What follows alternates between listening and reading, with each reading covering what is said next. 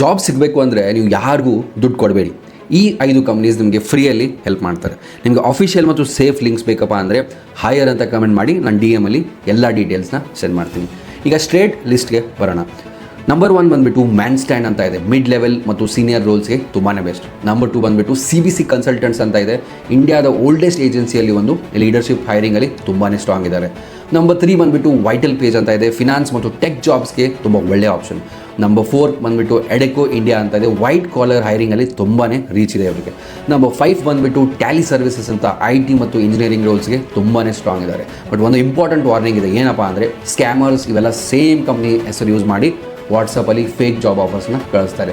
Remember, real agency ಯಾವತ್ತೂ random ಆಗಿ ವಾಟ್ಸಪ್ಪಲ್ಲಿ ಮೆಸೇಜ್ ಮಾಡಲ್ಲ, ಪ್ರೊಸೆಸಿಂಗ್ ಫೀಸ್ ಕೂಡ ಸ್ಟ್ರೇಟಾಗಿ ಕೇಳಲ್ಲ.